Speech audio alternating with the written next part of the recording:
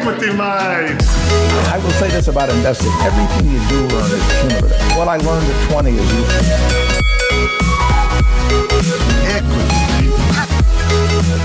Hey Equity Mates, we are excited to bring you the next episode of Buy or Sell with Adam Keily. But before we jump in, just a reminder that while we are licensed, we're not aware of your personal circumstances. Any information on this show is for education and entertainment purposes only. Any advice is general. Buy it now. Hold it! Sell. Hello and welcome back to a little place we like to call the No Holds Bar with me, Adam, host of Comedian versus Economist podcast and widely regarded as one of the simplest minds in finance. Each week, I'm joined by an actual expert, though, to educate me and hopefully you on how they're thinking about stocks and the stocks they're thinking about. It's rapid fire, though, buy or sell. We're going to rip through as many stocks as we can in the time we've got, and we'll put our money where our mouth is, tracking each stock on the Equity Mates website so you can see how things pan out, good, bad, or otherwise. And a reminder, this isn't a deep dive, but hopefully it gets you thinking. You can continue the journey on the Equity Mates website. There's plenty of resources there. You'll find the tracker for this show along with the Find a Company page where you can get more info on all of the companies that we cover on this show. So on with it. And today I am thrilled to be joined by Owen Rask, founder and chief investment officer at Rask Group. Welcome, Owen. Thanks, Adam. Thanks for having me, mate. Pleasure to be here. Thrilled to have you here. Hey, before we get started, I want you to relax, settle in. We are coming to you, of course, from the No Holds Bar, the most stocked bar in the world. And Owen, I'd like to offer you a drink from our bar here. What could I get for you? Well, Huberman says you can't have a coffee after 1 p.m. and it's at the time of recording, it's just before 1 p.m. So I would sneak in a coffee at this time of the day. And I would go with soy cappuccino. So it's seeing that I'm from Melbourne. I'm white. I'm nearly middle-aged male. It makes sense that that's what I'd be doing. I did see on your website, actually, you list your favourite coffee places all over Melbourne. So something tells me you're a bit of a coffee fanatic, perhaps. Yeah, that's it. We've done a lot of interviews with coffee shop owners, roasters, and things like these on some of our podcasts. And we're from Melbourne. We don't have much, so we go with sport and coffee. And so you got to pick one. And my battle is with finding the best coffee. So that's all available on the website. Yeah, excellent. All right, let's get stuck into the show. We're going to get through as many stocks as we can. Keen to get your thoughts, Owen, on all of them. Let's ease into it. We're going to start with the Vanguard Australian Shares Index ETF, ASX VAS, currently trading at $87.56. Owen, is this a buy or a sell for you? It's a definite buy for me, Adam. Combination of the 10 companies and ETFs that we'll be talking about today, I would say go in the core or satellite allocation of a portfolio. So I'll try and make that clear as we go through. Some people say, well, why not go with BetaShares A200, or why not go with the IOZ ETF from iShares? And, the list just goes on and on and on. And the reality is it doesn't really matter too much which one you pick, because all the studies show that just being invested is the most important thing. And like Bryce and Ren always talk about this, and they said it in their recent book, that's the important thing. And so I think for the most part with VAS, what you get is a low-cost ETF. You get exposure for your core, Aussie shares, pace franking credits, all the bells and whistles, and you can just sleep at night, I guess, knowing that that's in there. And then when we get to the other 9 names, we can add a bit more spice and a bit more flair to what we're doing to keep us up. Right, we've got a solid foundation. I like that. I like anything I don't have to think too much about, Owen, is right in my wheelhouse. Brilliant. All right, so that's a buy for you. I'm buying. All right, next up, we are looking at BrainChip Holdings Limited, ASX BRN, currently at 20 cents. I don't know about you, Owen, but I am sick of spending literally seconds using my eyes like a Luddite to tell if an apple is rotten or not. BrainChip can do this in milliseconds. Yes. Owen, is BrainChip, is it a buy or a sell for you? It's a sell from me. It's quite a contentious one. I kind of thought of the most contentious one that I would be able to bring to the show today. And full disclosure, I'm not much of a seller. I don't have a dog in this fight for or against. But what I would say is that a company that makes $27,000 in quarterly cash receipts, which is the most recent number I've got, and has a $344 million market capitalization. So basically, translated to English, what that means is the company makes about $27,000 in the most recent quarter from customers. But it's losing because it's spending money to pay staff and these types of things. It's actually losing about $4 million out the door. Right. With about $17 million of cash, you can do the math on how many quarters are left. But basically, I've always wished the company success, and I've been pretty public about that. But I've also been quite public in that I just think that at least former management were extremely promotional. And if a company is promotional, that's one thing. There's another company in our list today that is promotional, and they're coming out and saying wonderful things. That's great, but they've got to be able to back it up.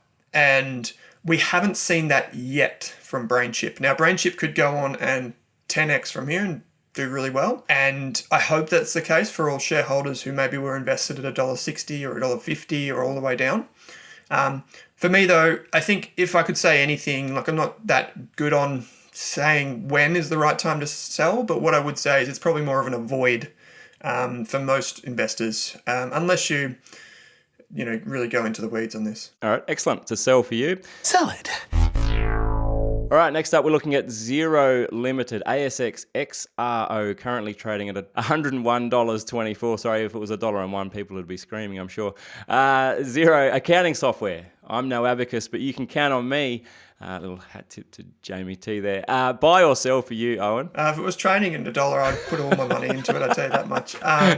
It's a wonderful business. It's been going for a very long time now here in Australia. In New Zealand, across the pond, is where it started with Rod Drury, the founder, who's since moved on. So basically what you get with Xero is you get probably one of the highest quality Australian businesses. Now, people might say, well, what does that mean? Well, typically when you think about quality companies, what you get is you get things like growing revenue, you get wide profit margins, you get a product that people rave and rant about and say, how amazing is this? Like, I can't believe it. We made the switch. And one thing that you also tend to get for anyone that's looking for these businesses in the wild is you tend to get a lot of friction when these companies emerge. And so what that takes the form of is, like, everyone can remember when Afterpay came out. And effectively what we had on one side of the fence was all the consumer groups saying how horrible this thing is. I think Barefoot Investor called it a gateway drug. And then you have all of the investors that were like, this thing's going to take off. And so you get friction. And the basic principle of long-term investing in growth-style companies is that some people have to disagree with you. With Xero, basically what you get is a business that has created the most dominant accounting software in the country, and you can access it from anywhere. In fact, I was just on it before for my team. We use it. We've used it for a long time. We pay about $60 a month. And to be honest, the time and effort that it saves me in paying super, paying taxes, invoicing, all that sort of stuff, I'd probably pay $600. Like, don't tell Xero that, but that's probably what I'd pay, because it saves my accountant. It saves my accountant that much money, right? What you get is a business that's growing, doesn't have the profitability yet because it hasn't hit that point of inflection, we call it, but it's getting there. Profits are going up, and especially under the current management. So I think anyone that's been able to create a company that gets people excited about accounting, then that's a winner for sure. All right, Xero is a buy for you. Excellent. Accounts payable. All right, next up, and we're looking at Altium Limited, ASX ALU, currently at $44.26. And I've got a joke for you. Do you want to hear it? What do you get if you cross Altium with an equity mate? An ultimatum. Thank you. Thank you for laughing.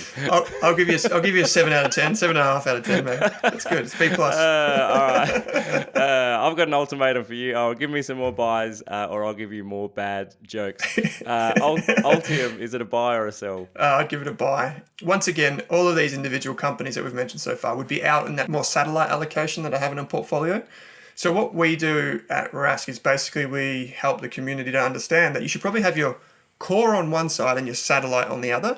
And the way you do that in practice is you have in your core portfolio, which is that boring stuff we mentioned, you put that in one brokerage account, and then another brokerage account, you have like your individual stocks, your more risky things. And Altium probably is still on that riskier side. Even though it's a really high quality growth company, it sells software that engineers can use to design things called printed circuit boards.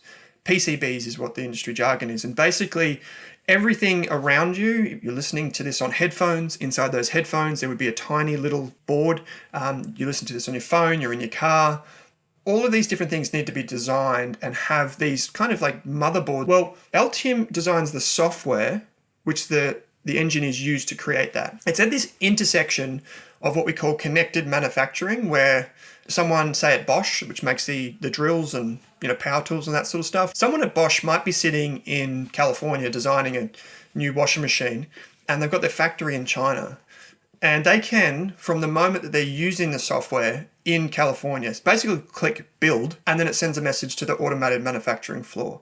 Now, we're not there yet for a lot of these tools, but Altium Designer, which is its core product, is moving towards that connected future. And it's also happening to be growing fast, but it's profitable. It pays a dividend. The management team have hundreds of millions of dollars of skin in the game.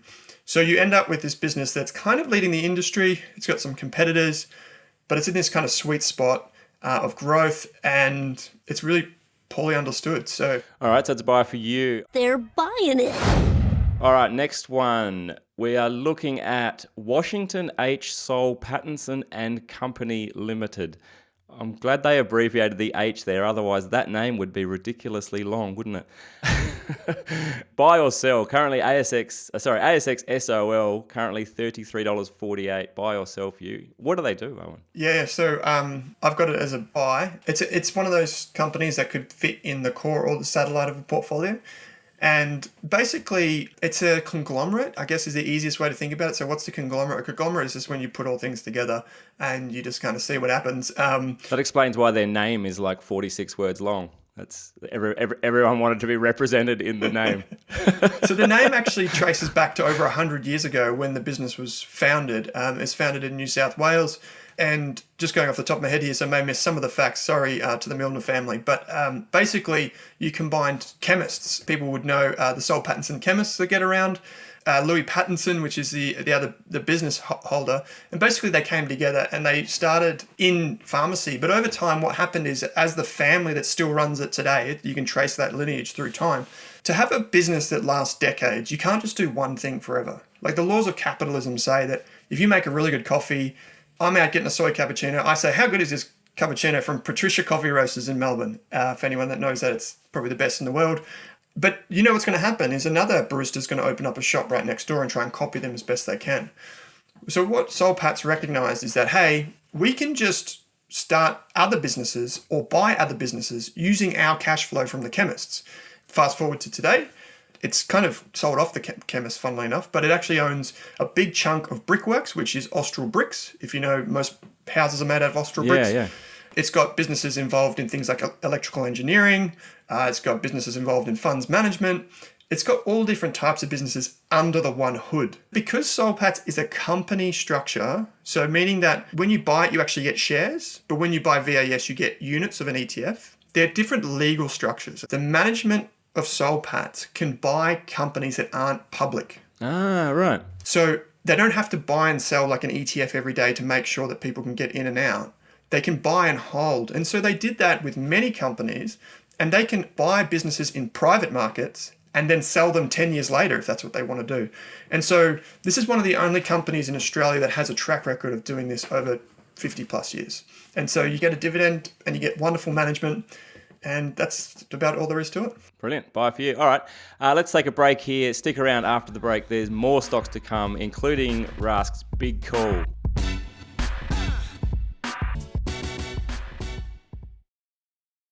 Welcome back here on Buy or Sell with me, Adam, and I'm joined by Owen Rask.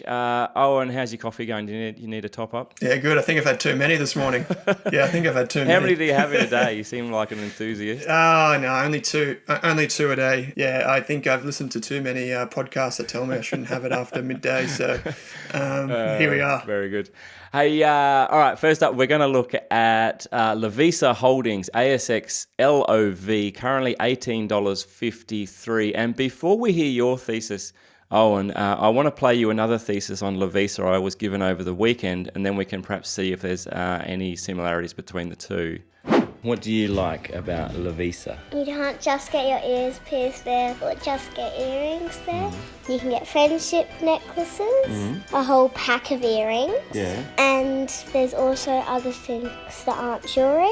Like what? There's hair clips, scrunchies. So you like shopping at Lovisa? Yes, I went there today. That was my 8-year-old daughter, Emily, giving her thoughts on Lovisa. Very bullish, fair to say.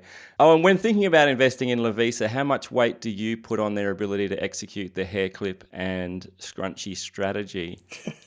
I think I should give up and just hand the reins over to her. If she wants to come in and take over, by all means, because her take on Lovisa is exactly all you need to know. Yeah, right. It has so many passionate people, not just young boys and girls. It also has my wife, who's considerably older. It has grandmas and grandpas and all different people that go in there for presents. And the competitive advantage of Lovisa is that it can bring designs to market in a matter of days, sometimes weeks. Whereas you go to one of the big box retailers, it could take a year before a product that's designed actually gets in the hands of a consumer. The core thesis is this. You could buy Lovisa today and it's a great business and it might exist for a few years in mediocrity, but there's a chance, and it's not a huge chance, but say it's 30% probability, I'm just making that up, that it is a success in either the USA or Europe, and its store count goes from 800 today to 3,000 in 5 years. And that's effectively what you're betting on. And that's the thesis. If that doesn't work, then you're not going to 3 or 4x your money. All right, go long scrunchies. Your scrunchie? My lucky scrunchie.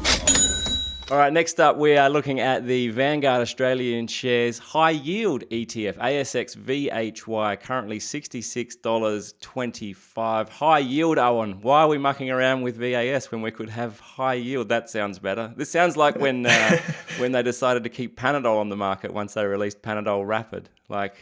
Panadol Rapid? No thanks. I'd like this headache to linger for a bit longer. Yeah, well, why would we buy why would we buy VAS when there's a high yield version? Is it the same thing, just more money? well, yeah, I guess in the end they say everything's just a toaster, isn't it? Yeah, right. But I mean, with the high yield VHY, what you get is you get 70 to 80 stocks on average. It kind of fluctuates a little bit. But basically what you get is 70 to 80 stocks, not 300 with VAS, and you get companies that are expected to pay dividends in the future. It's very simple and elegant in what it does, in that you take a standard, blue chip shares in Australia, you get a list of those, and then they basically plot that or match that against what analysts as a group expect a company to pay in dividends in the future. From those two lists, you combine them, and whichever companies are out at the end, you basically just buy and hold those companies, and then it rotates every now and again. There are about 10 or so dividend ETFs, that's what they call them on the market, but this is my favorite by far because it has about 70 to 80 names. Most of the dividend ETFs only have about 20 to 30. It's an intelligent ETF in that it uses the forecast of dividends. So some of the old style ETFs for dividends, what they did was they go, well, BHP paid a dividend last year, we'll put it in the portfolio this year, and then BHP cuts its dividend, for example. And so that was what I would call a dumb ETF, whereas this is kind of forecasting ahead, doesn't get it right every time. I don't think anyone that's in their 20s that doesn't have a humongous portfolio that they're living off in passive income should be considering this. I think you should go with VAS because in that instance, you're going to get more growth. But for retirees that are Australian citizens, you get franking credits, get all of those things if you hold an ETF like VHY, and it's pretty low cost. It's pretty easy to just swap in and out of a portfolio. Very good. All right, that's a buy. We're rich. We can retire. All right, next up, we're looking at bond, laser bond. Laser Bond Limited, ASX LBL, currently 87 cents. Owen, is Laser Bond a buy for you? Yes, it is. I know that you had, I don't think he's drinking the Bond style drinks, but Andrew Page, who you had on the show previously, he did mention Laser Bond. I listened to that episode. And he said he drank a gin and tonic, which is very Andrew of him. And I don't know, I guess he does have some appeal for James Bond style enthusiast. Andrew is pretty charismatic. Maybe pull it off. Yeah, he could probably pull it off. So Laser Bond is, as Andrew would have said in that episode, in fact he did, it's a surface engineering business. So don't let me bamboozle the bejesus out here. Basically, what that means is it repairs machinery. That's as simple as you like. And so LaserBond's been doing this for many years. I was fortunate enough to interview the CEO, Wayne Hooper.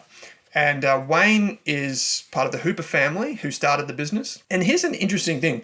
I believe, and Wayne could correct me if you're listening, Wayne, but I was the first person to ever interview him for running the business. I think that's the case. I could be wrong. Ever? Yeah. As in, yeah, just ever? He had some people rock up to the AGM one day. A friend, Luke Winchester, he rocked up to the AGM. This would be 5 to 10 years ago. And normally it'd just be a handful of them, just the people that run the company rocking up to the AGM, taking the minutes, doing all that sort of stuff. And an investor walked in the door and they're like, "What are you doing here?" And he's like, "Well, I'm here for the AGM. Isn't there like a thing going on today?" And so that gives you a sense of how small and hidden this company has been for a very long time. But why do I like it? So LaserBond, it's about a $100 million company. It's profitable, has been for a long time. It's growing, compounding about 20% per year. It sells products to like mining services businesses. Adam, you walk in and you've got a gigantic Tonka truck wheel and you're like, "Hey, I need this thing repaired."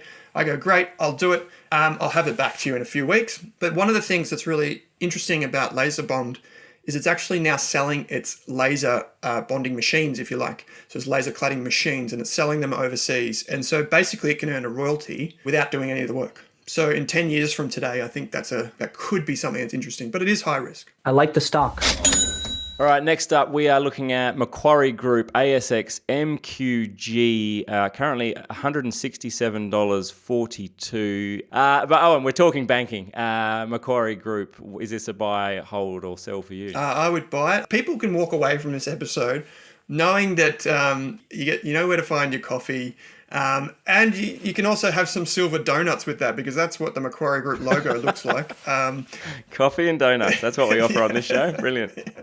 Macquarie Group is another name other than like the silver donut. If you look at the logo on top of buildings, is the Millionaire Factory. Macquarie Group is an investment bank. So you can go to Macquarie and you can sell your company. So they'll have bankers that will help you sell it, finance it.